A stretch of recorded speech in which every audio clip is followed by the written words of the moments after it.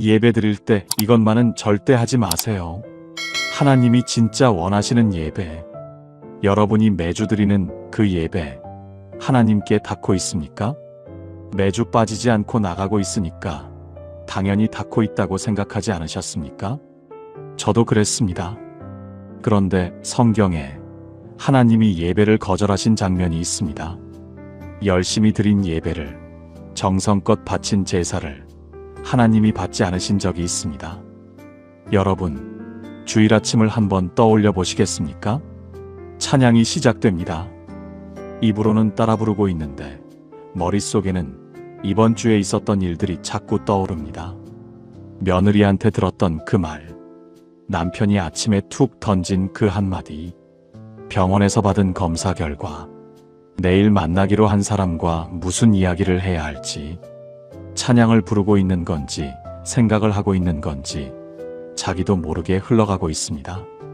설교가 시작됩니다.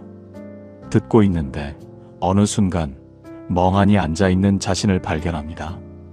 무슨 말씀을 하셨는지 놓쳤는데 다시 따라가기가 어렵습니다.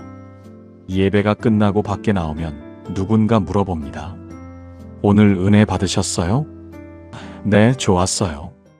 입에서 나오는 말과 속마음이 다릅니다.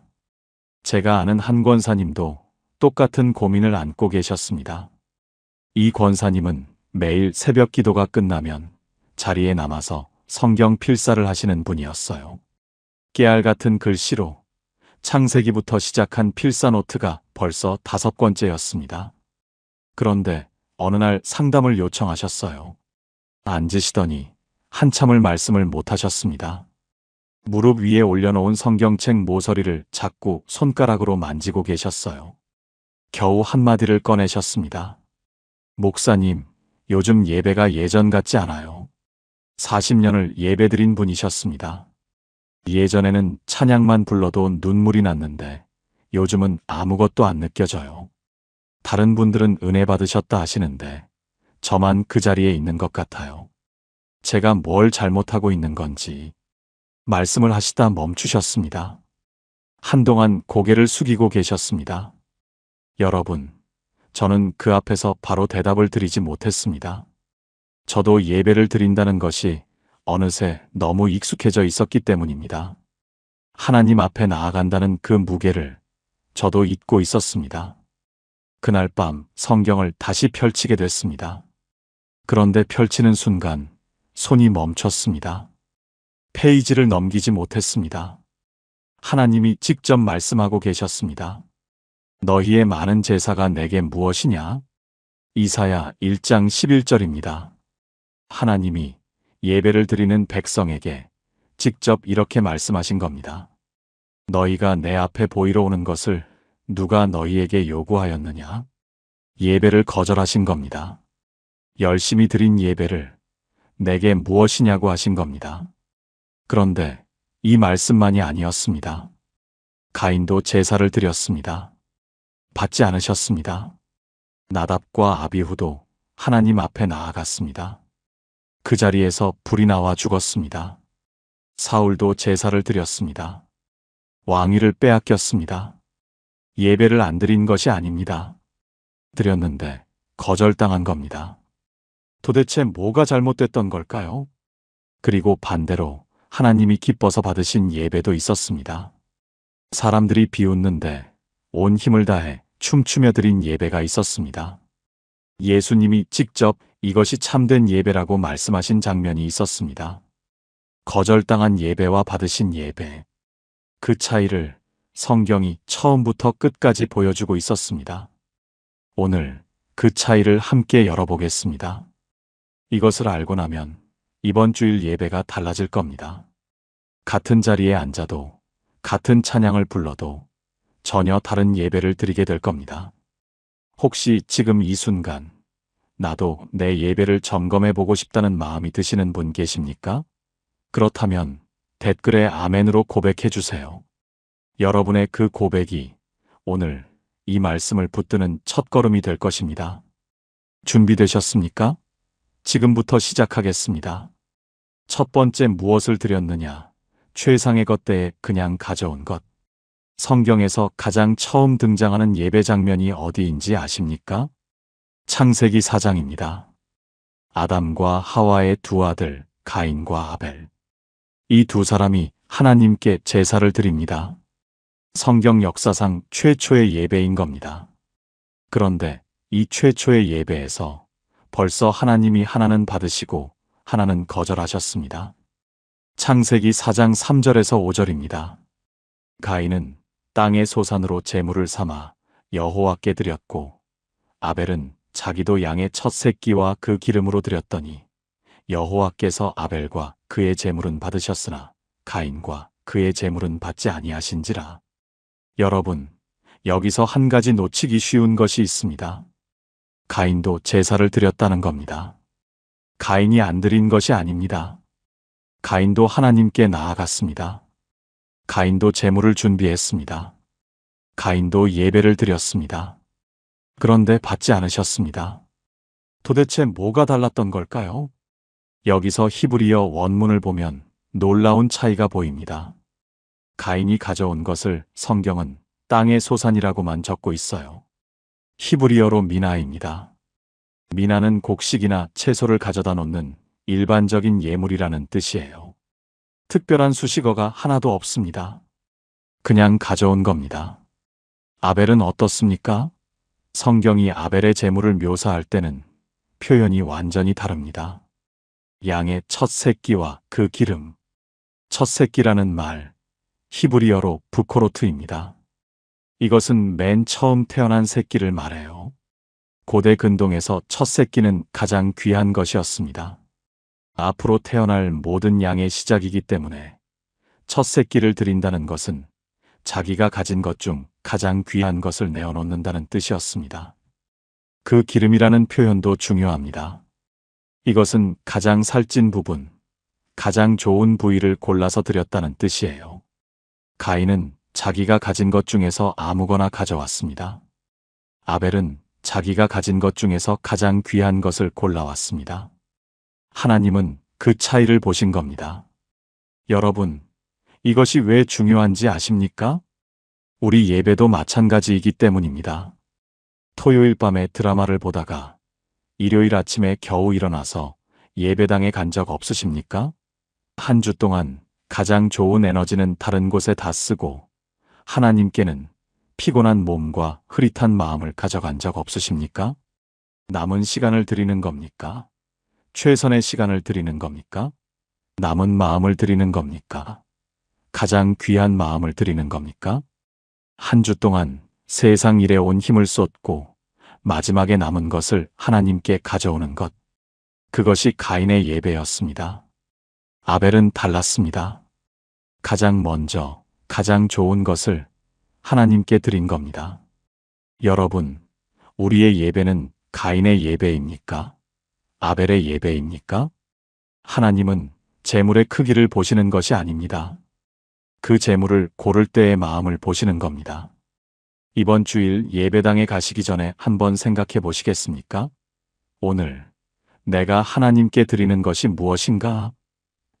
이 질문 하나만 가지고 가셔도 예배가 달라질 겁니다. 함께 기도하시겠습니까? 하나님 아버지, 감사합니다. 아벨처럼 가장 귀한 것을 먼저 드리는 예배자가 되고 싶습니다. 남은 것이 아니라 첫 것을, 대충이 아니라 최선을 드리는 삶이 되게 해주세요. 제 시간도, 제 마음도, 제 삶도 가장 좋은 부분을 하나님께 먼저 드리겠습니다. 예수님의 이름으로 기도합니다. 아멘. 그런데 여러분, 가인과 아벨의 이야기를 듣고 이런 생각이 드실 수 있습니다. 최상의 것을 드리면 되는 거구나. 정성껏 준비하면 하나님이 받으시는 거구나. 그런데 성경에 놀라운 장면이 있습니다. 이스라엘 백성이 최상의 제물을 가져왔습니다. 정해진 절차를 정확히 지켰습니다. 빠뜨린 것이 하나도 없었습니다. 그런데 하나님이 이렇게 말씀하셨습니다. 너희 절기를 내가 미워하여 멸시한다. 최상의 것을 드렸는데도 거절하신 겁니다. 도대체 왜 그러신 걸까요? 두 번째 마음 없이 드린 예배. 입술은 가까우나 마음은 먼. 아모스 5장 21절에서 24절. 이 말씀은 읽을 때마다 등골이 서늘해지는 말씀입니다. 내가 너희 절기를 미워하여 멸시하며 너희 성회를 기뻐하지 아니하나니 너희가 내게 번제나 소제를 드릴지라도 내가 받지 아니하겠고 너희 살진 희생의 화목제도 내가 돌아보지 아니하리라. 여러분, 이게 어떤 상황인지 아십니까? 이스라엘 백성이 제사를 안 드린 것이 아닙니다. 드렸습니다. 번제도 드렸고 소제도 드렸고 화목제도 드렸습니다. 하나님이 정하신 절기도 지켰고 성회도 열었습니다. 제물도 살진 것으로 가장 좋은 것으로 가져왔습니다. 가인과 달랐습니다. 가인은 아무거나 가져왔지만 이스라엘은 제대로 가져왔습니다. 형식도 맞았고 제물도 맞았고 절차도 맞았습니다. 그런데 하나님이 미워하여 멸시한다고 하신 겁니다. 돌아보지 아니하리라고 하신 겁니다. 왜 그러신 걸까요? 이사야 29장 13절에 그 이유가 나옵니다. 이 백성이 입으로는 나를 가까이하며 입술로는 나를 공경하나 그들의 마음은 내게서 먼 것이라. 여기서 가까이하다라는 말, 히브리어로 니가쉬라는 단어가 쓰입니다. 이 단어는 제사장이 제단 앞으로 나아갈 때 쓰는 단어예요. 몸은 제단 앞에 있다는 겁니다. 예배 자리에 나와 있다는 겁니다. 그런데 하나님이 보시기에 마음은 그 자리에 없었던 겁니다. 여러분, 이것이 2700년 전 이스라엘만의 이야기입니까? 우리 이야기이기도 합니다. 언제부터인지 예배가 하나님을 만나러 가는 시간이 아니라 일요일에 하는 일이 됐습니다. 월요일에 출근하는 것처럼 주일에 교회 가는 것. 그게 습관이 되어버린 거지요. 매주 같은 시간에 같은 자리에 앉아서 같은 순서를 따라갑니다. 헌금도 드리고 기도도 하고 설교도 듣습니다. 그런데 예배가 끝나고 나오면 무엇이 남아 있습니까? 오늘 설교가 좀 길었어. 점심 뭐 먹지? 마음이 한 번도 하나님께 닿지 않은 채로 예배가 끝나버린 적 없으십니까? 여러분, 하나님이 보시는 것은 예배의 형식이 아닙니다. 제물의 크기도 아닙니다. 찬양의 볼륨도 아닙니다. 마음입니다. 이 마음이 지금 어디를 향하고 있느냐? 이 예배 자리에 앉아서 정말로 하나님을 만나러 왔느냐? 아니면 습관처럼, 의무처럼 안 오면 찜찜하니까 왔느냐? 하나님은 그 차이를 정확히 아십니다. 아모스는 이 말씀 바로 뒤에 이렇게 선포합니다. 오직 정의를 물같이 공의를 마르지 않는 시내같이 흐르게 할지어다. 하나님이 원하신 것은 더 많은 제사가 아니었습니다. 더 큰 제물이 아니었습니다. 마음이 바뀐 삶이었습니다. 예배 자리에서 느낀 것이 삶 속에서 흘러나오는 것이었습니다. 형식은 완벽했는데 마음이 빠져 있었던 이스라엘. 하나님은 그 예배를 미워한다고까지 말씀하셨습니다. 여러분, 이번 주일 예배 시작하기 전에 1분만 눈을 감아 보시겠습니까? 그리고 하나님께 이렇게 한마디만 해보시겠습니까? 하나님, 제 마음이 여기 있습니다. 이 한마디가 형식만 남은 예배를 진짜 예배로 바꾸는 첫 걸음이 될 겁니다. 함께 기도하시겠습니까? 하나님 아버지, 죄송합니다. 입술로는 가까이 나아갔으면서 마음은 멀리 있었던 적이 얼마나 많았는지 모릅니다. 몸은 예배당에 있었는데 마음은 한 번도 하나님 앞에 나아가지 못했던 그 시간들을 고백합니다.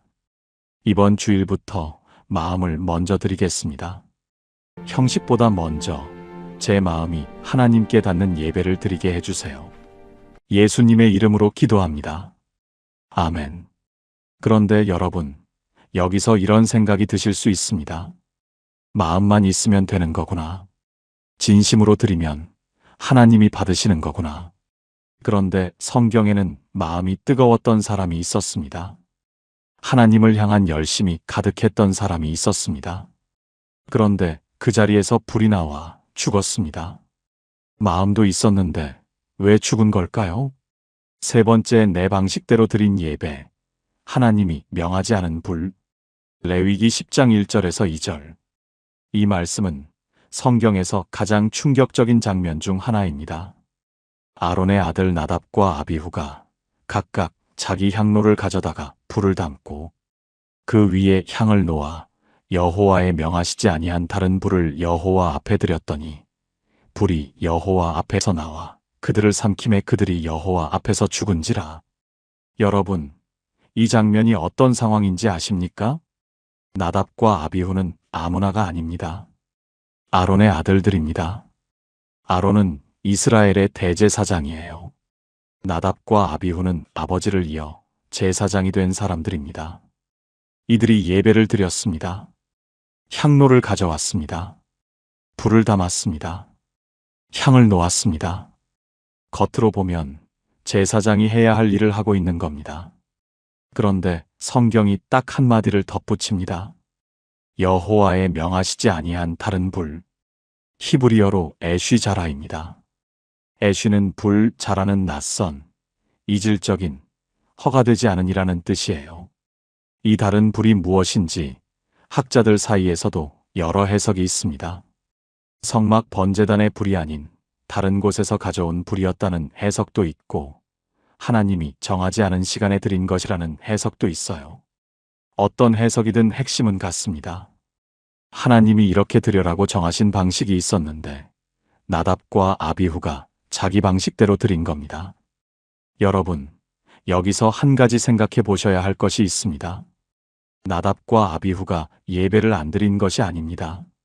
마음이 없었다고도 볼 수 없습니다. 향로를 들고 하나님 앞에 직접 나아갔으니까요. 가인처럼 아무거나 가져온 것도 아닙니다. 이스라엘처럼 마음이 빠진 것도 아닙니다. 그런데 죽었습니다. 이유는 하나입니다. 하나님이 원하시는 방식이 아니라 자기가 원하는 방식으로 드렸기 때문입니다. 성막 안을 한번 떠올려 보시겠습니까? 지성소 앞에 휘장이 드리워져 있습니다. 금 향로에서 향 연기가 피어오릅니다.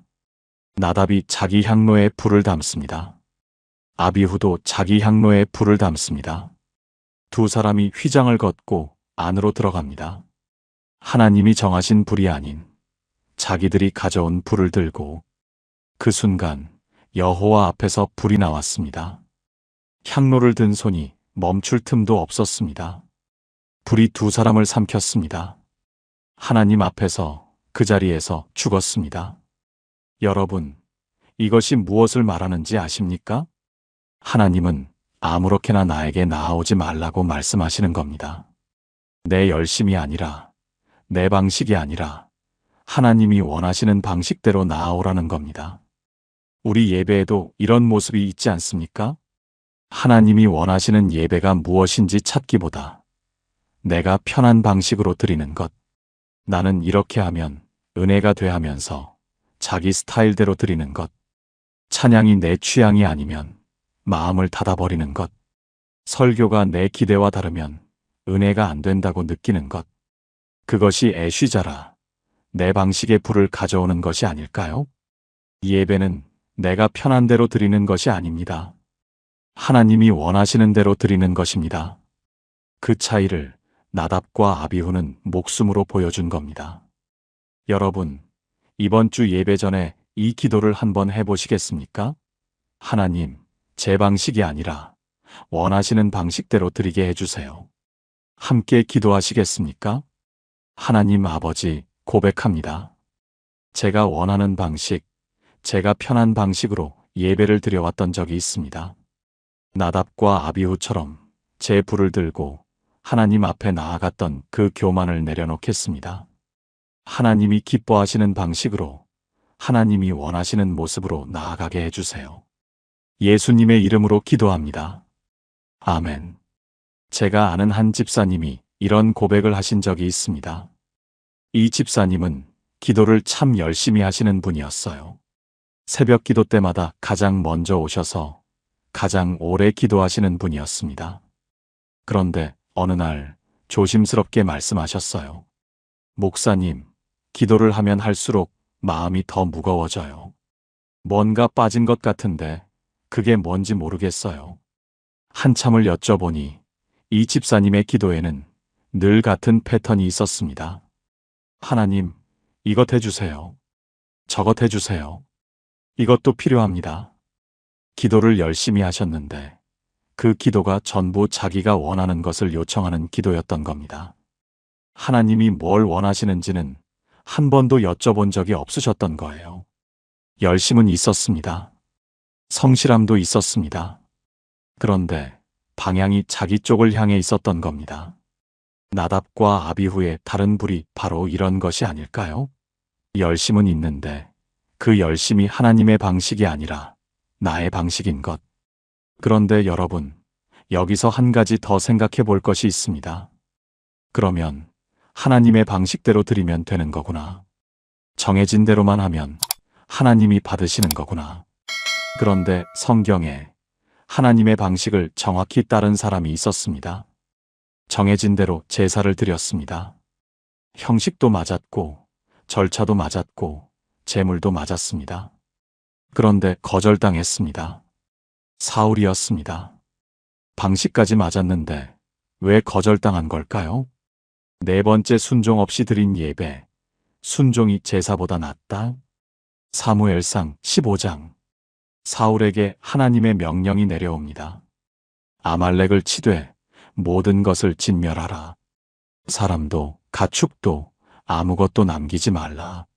하나님의 명령은 분명했습니다. 그런데 사울은 어떻게 했습니까? 사무엘상 15장 9절입니다. 사울과 백성이 아각과 양과 소의 가장 좋은 것, 살진 것과 어린 양과 모든 좋은 것을 남기고 진멸하기를 즐겨하지 아니하고 가장 좋은 것을 남겨둔 겁니다. 왜 남겨뒀습니까? 사울이 사무엘에게 이렇게 말합니다. 사무엘상 15장 15절. 백성이 당신의 하나님 여호와께 제사하려 하여 양과 소의 가장 좋은 것을 남겼나이다. 여러분, 들으셨습니까? 사울의 변명을 제사하려고 남겼습니다. 하나님께 드리려고 남겼습니다. 얼핏 들으면 맞는 말 같지 않습니까? 가장 좋은 것을 골라서 하나님께 제사로 드리겠다는 겁니다. 아벨이 첫 새끼를 드린 것처럼 최상의 것을 드리겠다는 거 아닙니까? 그런데 사무엘이 사울에게 한 말, 이 한마디가 예배의 본질을 꿰뚫습니다. 사무엘상 15장 22절. 여호와께서 번제와 다른 제사를 그의 목소리를 청종하는 것을 좋아하심같이 좋아하시겠나이까. 순종이 제사보다 낫고 듣는 것이 수장의 기름보다 나으니이다. 순종이 제사보다 낫다.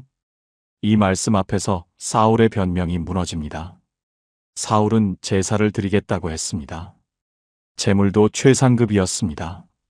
형식도 맞았습니다. 그런데 한 가지가 빠져 있었습니다. 순종입니다. 하나님이 다 없애라고 하셨는데 사울은 좋은 건 남기겠습니다라고 한 겁니다. 하나님의 말씀보다 자기 판단을 앞세운 겁니다. 여러분, 이 장면을 떠올려 보시겠습니까? 사무엘이 사울 앞에 섭니다. 사울이 환하게 맞이합니다. 여호와의 말씀을 다 행하였나이다. 사무엘이 묻습니다.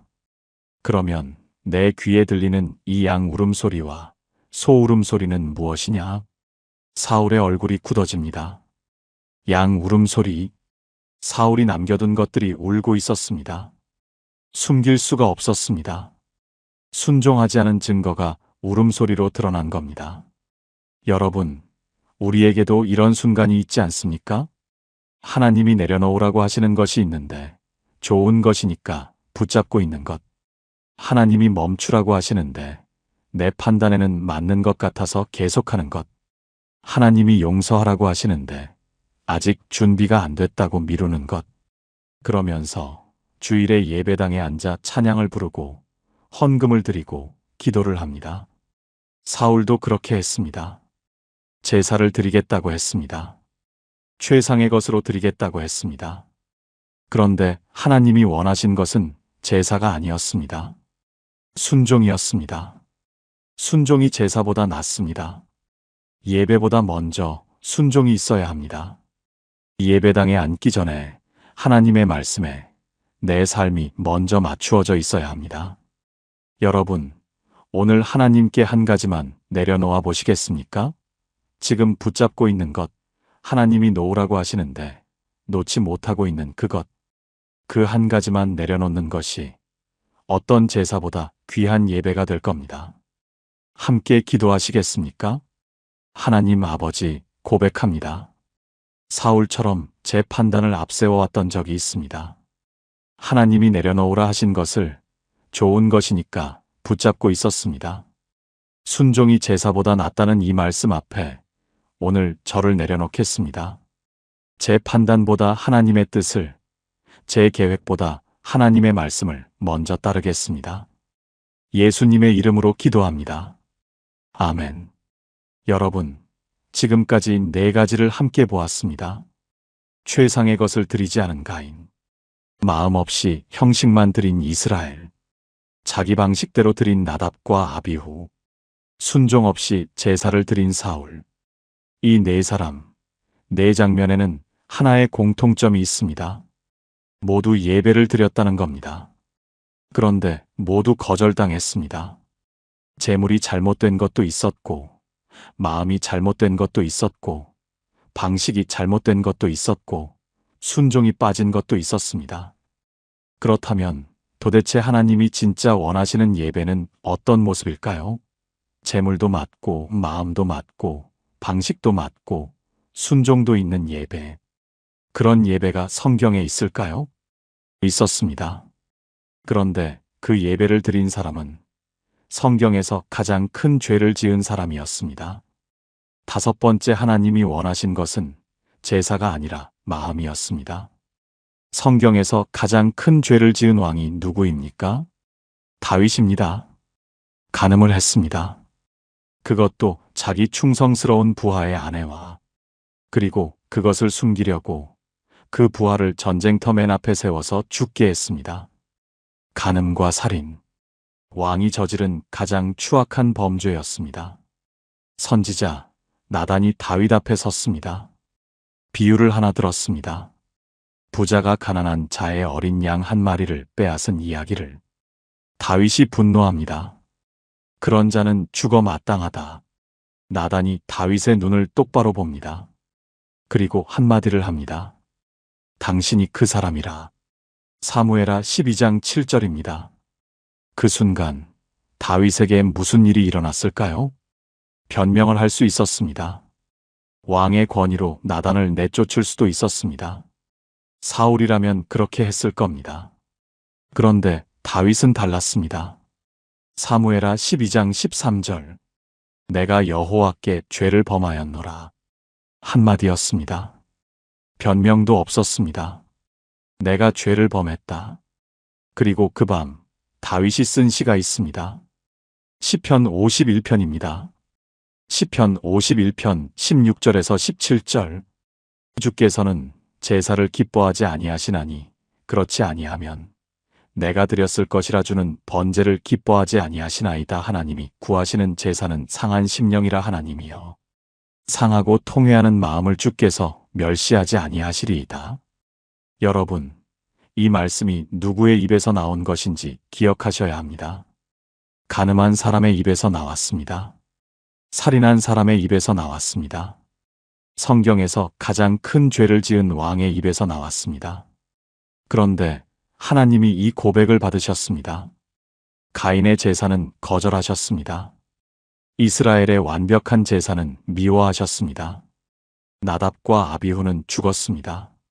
사울의 제사는 거절하셨습니다. 그런데 간음하고 살인한 다윗의 고백을 받으셨습니다. 왜 그러셨을까요? 하나님이 구하시는 제사는 상한 심령이라. 히브리어로 상한이라는 말은 니쉬바르입니다.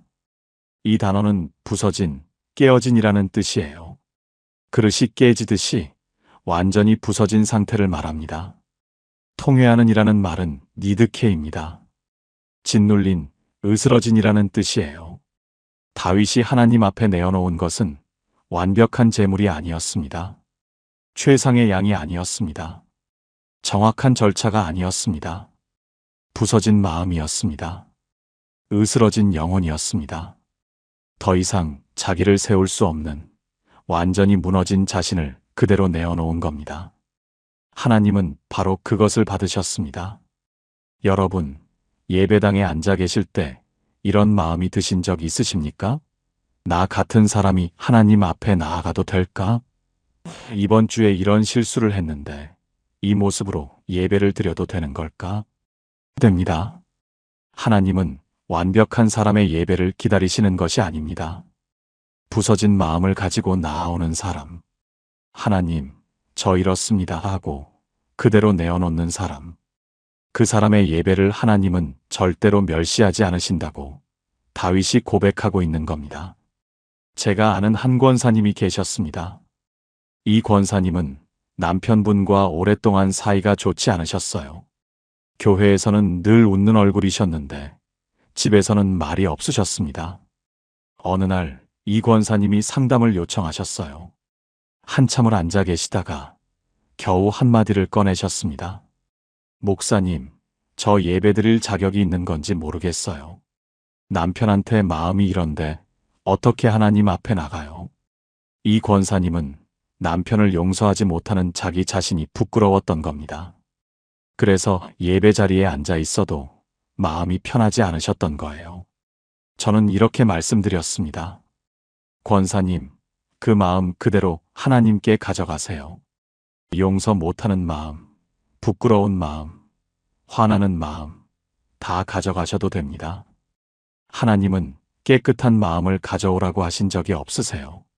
부서진 마음을 가져오라고 하셨습니다.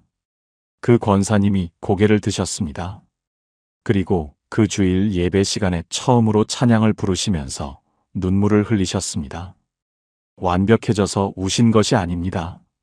부서진 마음을 그대로 들고 하나님 앞에 나아간 것, 그것이 예배가 됐던 겁니다. 여러분, 오늘 가장 숨기고 싶은 마음이 무엇입니까? 가장 부끄러운 마음이 무엇입니까? 그것을 하나님께 그대로 내어놓아 보시겠습니까? 그것이 하나님이 구하시는 제사입니다. 상하고 통회하는 마음. 그 마음을 하나님은 절대로 멸시하지 않으십니다. 함께 기도하시겠습니까? 하나님 아버지, 감사합니다. 완벽해야만 나아갈 수 있는 줄 알았습니다. 깨끗해야만 예배드릴 수 있는 줄 알았습니다. 다윗처럼 부서진 마음 그대로 하나님 앞에 나아가겠습니다. 상하고 통회하는 이 마음을 오늘 하나님 앞에 내어놓겠습니다. 이 마음을 멸시하지 않으시는 하나님 감사합니다. 예수님의 이름으로 기도합니다. 아멘. 여러분, 지금까지 살펴본 것을 정리하면 이렇습니다. 하나님이 원하시는 것은 재물이 아니었습니다. 형식이 아니었습니다. 방식이 아니었습니다. 순종만도 아니었습니다. 상하고 통회하는 마음이었습니다. 그런데 여러분, 여기서 한 가지 질문이 남습니다. 다윗은 구약시대 사람입니다. 시편 51편은 구약의 고백입니다. 그렇다면 예수님은 예배에 대해 뭐라고 말씀하셨을까요? 예수님이 직접 이것이 참된 예배다라고 정의하신 장면이 성경에 있을까요? 있습니다. 단 한 번, 딱 한 장면에서, 그것도 성전에서가 아니라 우물가에서, 그것도 유대인에게가 아니라 사마리아 여인에게. 여러분, 혹시 지금까지 이 말씀을 들으시면서 마음이 움직이신 분 계십니까? 나도 내 예배를 돌아보게 됐다는 분, 하나님이 뭘 원하시는지 더 알고 싶다는 분. 그렇다면 댓글에 주님, 제 예배를 새롭게 해주세요라고 고백해주세요. 여러분의 그 고백을 하나님이 듣고 계십니다. 6번째 신령과 진리로 예수님이 직접 정의하신 예배. 여러분, 예수님이 예배에 대해 직접 말씀하신 장면이 성경에 몇 번이나 나오는지 아십니까? 놀랍게도 딱 한 번입니다. 그것도 예루살렘 성전에서가 아닙니다. 갈릴리 회당에서도 아닙니다. 사마리아 수가 성 우물가에서입니다. 그리고 그 말씀을 들은 사람은 제자들이 아니었습니다. 바리새인도 아니었습니다. 유대인도 아니었습니다. 남편이 5번이나 바뀐 사마리아 여인이었습니다. 유대인들이 거들떠보지도 않는 사마리아 사람. 게다가 여자. 게다가 남편이 5이나 바뀐 여자. 한낮에 혼자 물 기르러 나온 여자. 왜 한낮에 혼자 나왔겠습니까? 다른 여자들이 모여있는 아침 시간을 피한 겁니다. 사람들의 시선이 무서웠던 겁니다. 이 여인이 예수님에게 질문을 합니다. 요한복음 4장 20절. 우리 조상들은 이 산에서 예배하였는데 당신들의 말은 예배할 곳이 예루살렘에 있다 하더이다. 이것은 단순한 질문이 아닙니다. 사마리아 사람들은 그리심산에서 예배하고 유대인들은 예루살렘 성전에서 예배합니다. 이 갈등은 수백 년 동안 이어져 온 것이었어요. 도대체 어디서 예배해야 맞는 겁니까? 이 여인은 예배의 장소를 물었습니다. 어디서 드려야 하나님이 받으시는지를 물은 겁니다. 그런데 예수님의 대답은 전혀 예상 밖이었습니다. 요한복음 4장 21절에서 24절. 여자여 내 말을 믿으라. 이 산에서도 말고 예루살렘에서도 말고 너희가 아버지께 예배할 때가 이르리라. 아버지께 참되게 예배하는 자들은 영과 진리로 예배할 때가 오나니 곧 이때라. 아버지께서는 자기에게 이렇게 예배하는 자들을 찾으시느니라. 하나님은 영이시니 예배하는 자가 영과 진리로 예배할지니라. 여러분, 이 말씀에서 예수님이 하신 것이 무엇인지 아십니까? 예배의 장소를 완전히 무너뜨리신 겁니다. 이 산도 아니고 예루살렘도 아니다. 어디서 드리느냐가 중요한 것이 아니라는 겁니다. 그리고 예배를 새롭게 정의하셨습니다. 영과 진리로. 영이라는 말, 헬라어로 푸뉴마입니다. 푸뉴마는 바람, 숨결, 영이라는 뜻이에요. 눈에 보이지 않지만 분명히 존재하는 것. 형식이 아니라 영혼 깊은 곳에서 우러나오는 것을 말합니다. 진리는 헬라어로 알레테이아입니다. 알레테이아는 감춰진 것이 드러남, 있는 그대로의 참모습이라는 뜻이에요.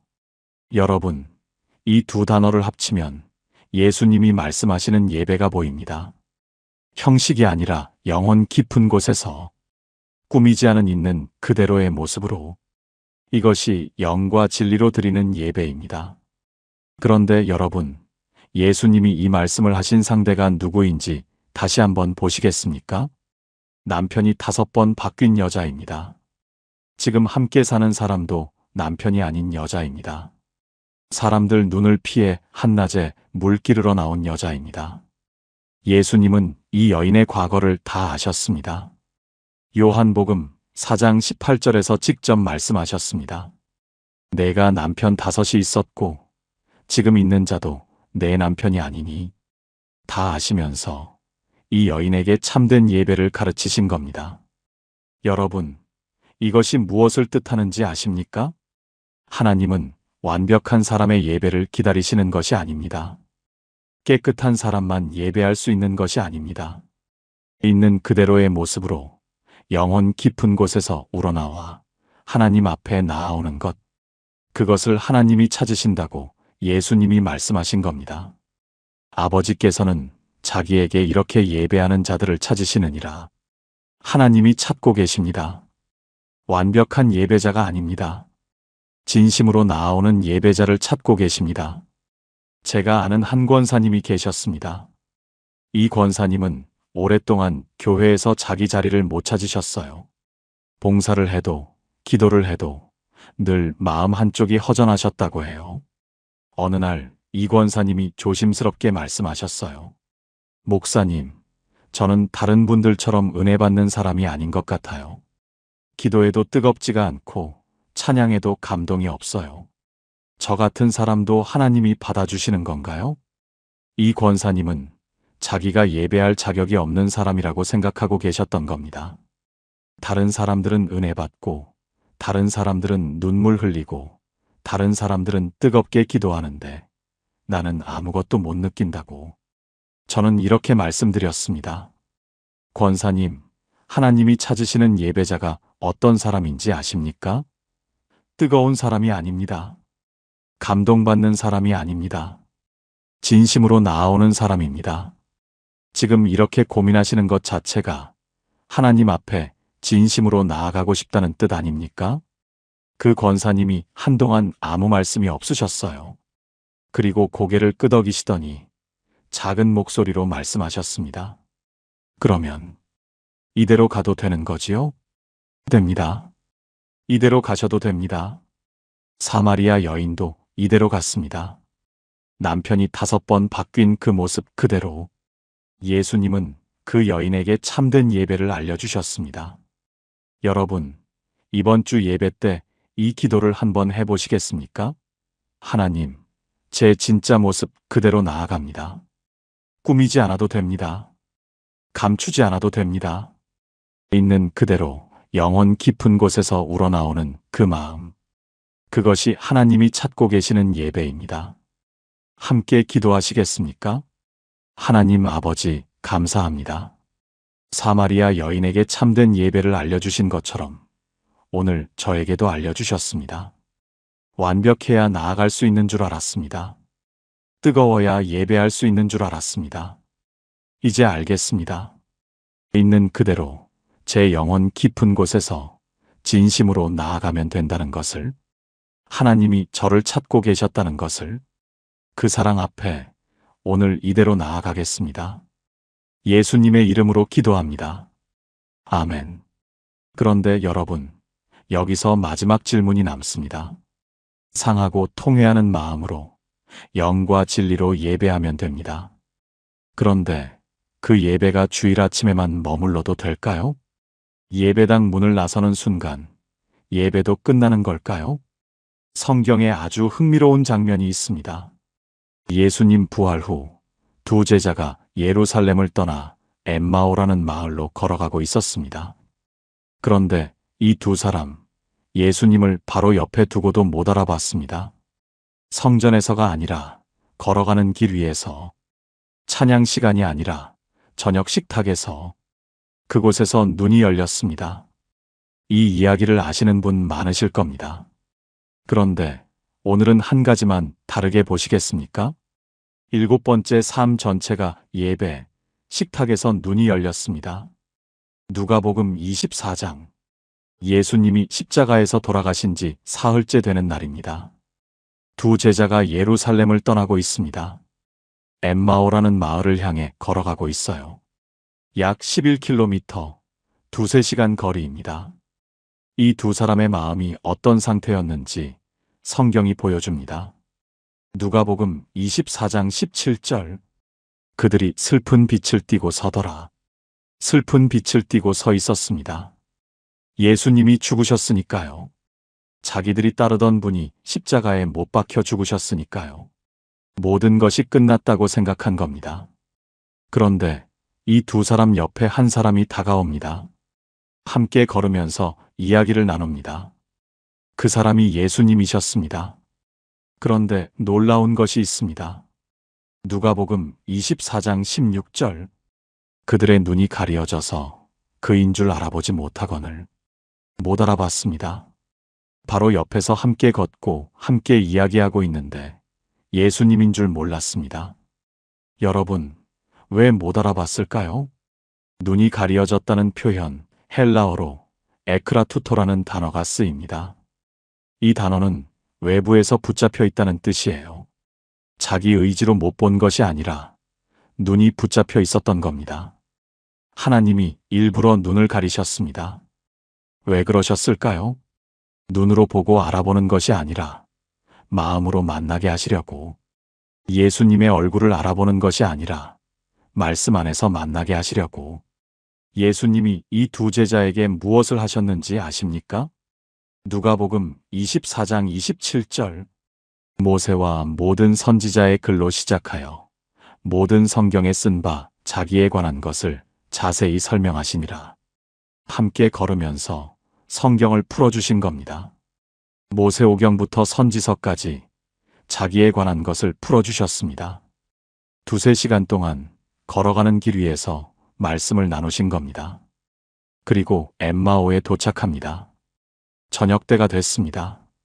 제자들이 이 낯선 사람을 식사에 초대합니다. 누가복음 24장 30절.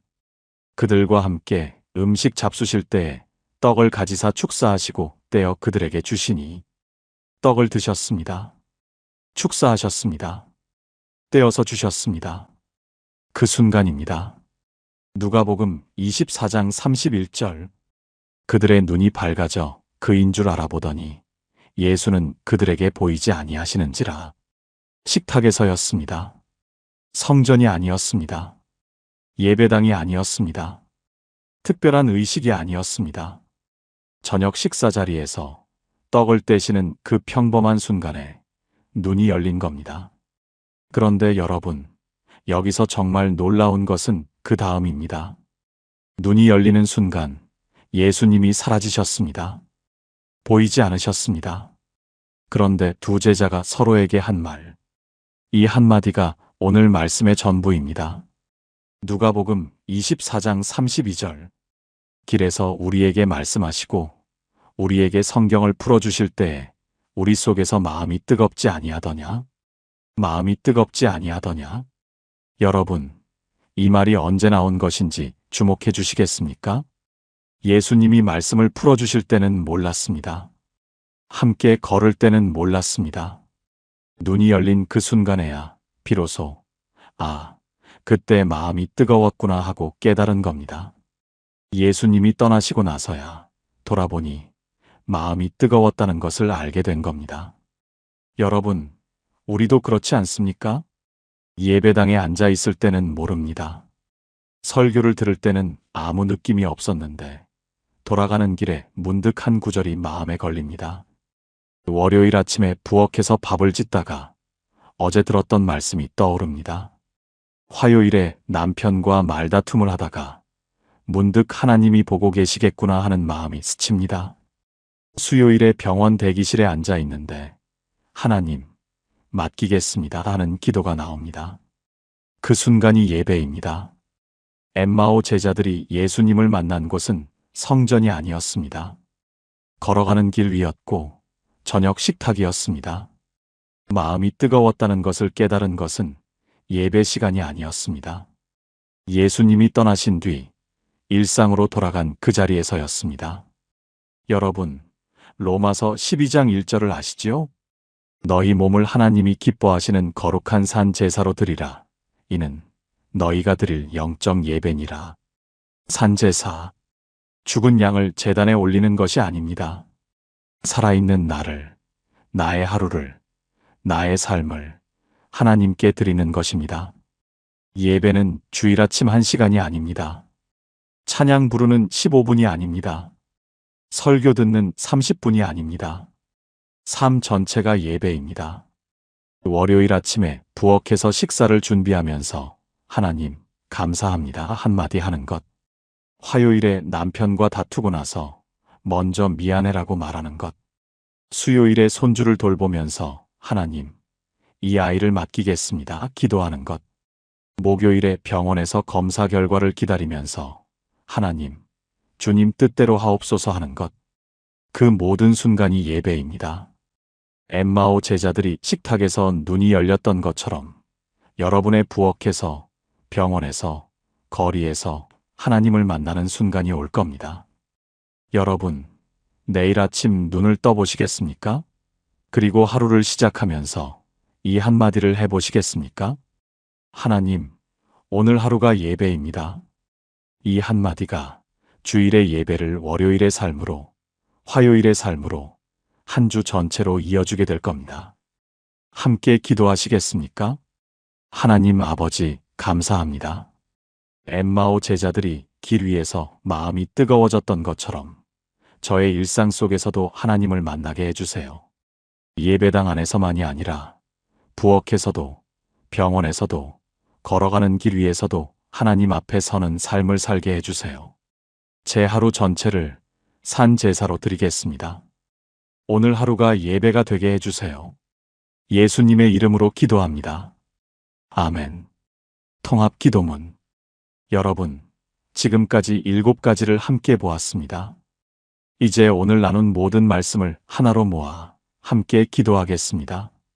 하나님 아버지, 감사합니다. 오늘 저희의 예배를 돌아보게 해주셨습니다. 가인처럼 남은 것을 드리는 예배가 아니라 아벨처럼 가장 귀한 것을 먼저 드리는 예배자가 되게 해주세요.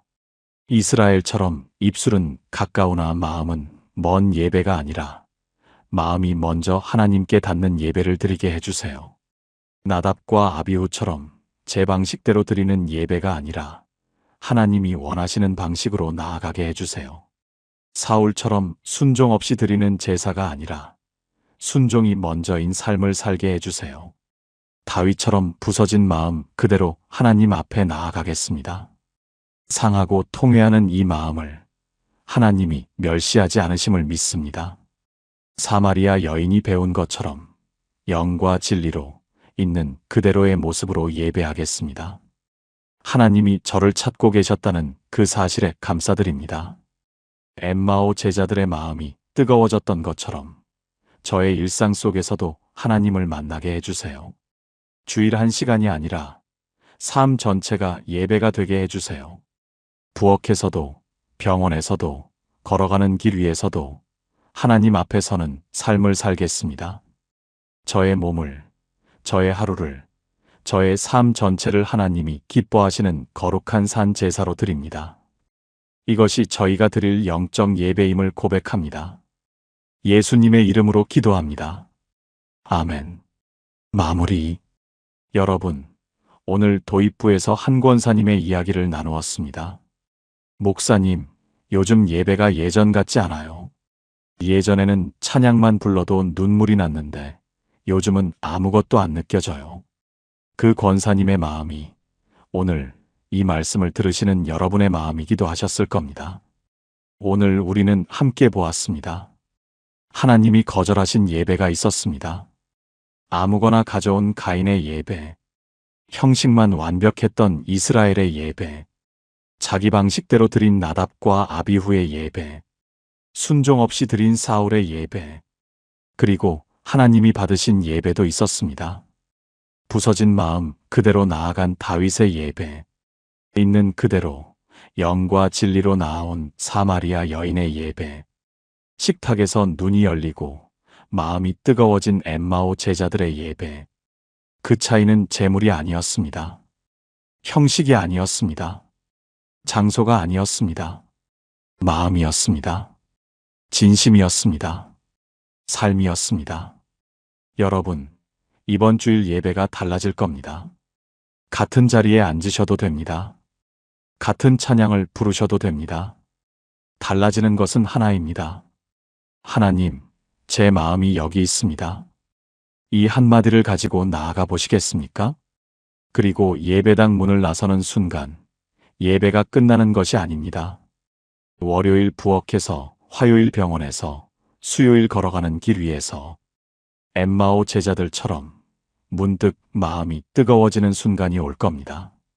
그 순간이 삶으로 드리는 예배입니다. 그것이 하나님이 진짜 원하시는 예배입니다. 오늘 이 말씀이 마음에 닿으신 분, 가장 와닿은 말씀이 있으셨던 분, 댓글에 그 말씀을 한 줄로 남겨주시겠습니까? 순종이 제사보다 낫다는 말씀이 와닿으신 분도 계실 거고, 상하고 통회하는 마음을 멸시하지 않으신다는 말씀이 와닿으신 분도 계실 겁니다. 무엇이든 좋습니다. 여러분의 그 고백을 하나님이 듣고 계십니다. 그리고 이 영상이 도움이 되셨다면 지금 이 말씀이 필요한 분들에게 공유해 주세요. 여러분의 작은 나눔 하나가 누군가에게는 생명의 말씀이 될 수 있습니다.